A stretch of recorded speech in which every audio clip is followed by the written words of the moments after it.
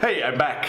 Really enjoyed this week not having a camera with me all the time. It was definitely something else. But at the same time, I really enjoyed video as a medium to share my ideas and thoughts and get feedback on different concepts. I've decided to do something for the next few months. It's a new format called Inside Dfinity. I figured I'll use my unique perspective being part of Dfinity from the very beginning, being in this decentralized world for quite a while now, to give you a sneak peek on what it's like to work inside a decentralized company. When I decided to focus 100% on Dfinity, I was really excited about all the opportunities and projects that are coming my way. It already feels like I've taken on more projects now inside one company than I've had across 10 companies before, but it's super exciting. I got a lot of energy out of it. I want to share some of that energy and passion and ideas via this vlog in the next few weeks and months. Some questions that I was asked, what am I going to talk about? So I think there's going to be different episodes. Some episodes are going to be Q&As, so if you have any questions about Dfinity, then please send me those questions as a comment on this video or via Telegram or WhatsApp or wherever you find a way to reach me. Send me those questions and I'm more than happy to answer them in Q&A sessions. That's what today's video is going to be. But before we jump over to Q&A, I want to leave some more thoughts and ideas on what we're going to cover here. But I think it's also like we have an incredible team at Dfinity, and so a second part of these videos is going to be sharing a bit about the people behind Dfinity and the people that make this work and build this incredible product. That's going to be part of the video series. A third part is going to be talks, thought concepts, ideas, more like freestyle kind of stuff, which you've already maybe seen in my previous vlog, talks that we give or ideas that are related to Dfinity. And then last but not least, also decentralized concepts in the broader sense. Maybe I'm going to interview some of the startups that are going to work with Dfinity technology. Maybe I'm going to talk to friends of mine who are passionate about what Dfinity can do or what this decentralized infrastructure can do to make the world a better place, a more fair place, a more balanced place, more transparent place. A few thoughts also on frequency. For the past 91 days, it was important for me to really get into the habit of creating a video every day. Going forward, I'll be a bit more flexible with my schedule. If there is content for 7 videos per week, then I will produce 7 videos, but most likely I think there will be somewhere between 4 and 5 videos per week. And I think a positive side note of that can be, even though it's less frequency, I can focus on more time and more quality for each individual video. And with that, welcome to Inside Dfinity episode number 1.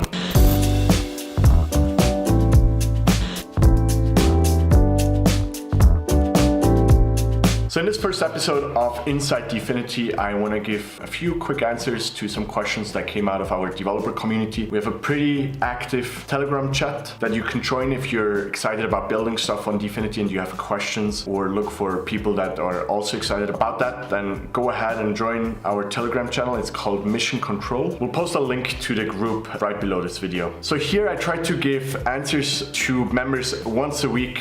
Usually it's Sunday. On Sundays, I push a small video into the group where I answer some questions and we look at questions that were submitted up and until Saturday evening, the day before. Disclaimer, whatever I say might not be final. Things are currently in development, in research, and could thus change quite a bit, but I'm always trying to give you my latest understanding of what we're currently working towards. So first question by Jack Winters. The question reads, what kind of storage costs and limits will there be in Dfinity? Should we think of on-chain storage as expensive like in Ethereum? He's asking that in reply to what I've said about web canisters or actors a few weeks ago. Storage is definitely, or writing, changing data is definitely the most expensive operation if you compare it to reading stuff or just computing. There will be costs associated. We will have a gas model in Dfinity that could be very similar to the one in Ethereum, and that's how it's going to be measured. Now, because our consensus is a lot more lean, it's a lot faster, it offers higher throughput per time unit, there will be a lot more writing operations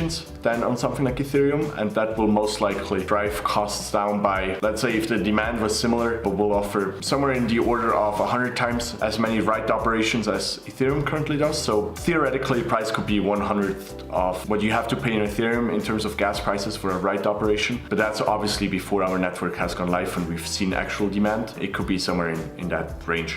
All right, another question that I want to try and answer today is from Jack Winters as well. He refers to my Q&A video where I talked about ports and how you could interact with web canisters. How, if at all, do ports exposed to a local web client differ from capacities shared between actors?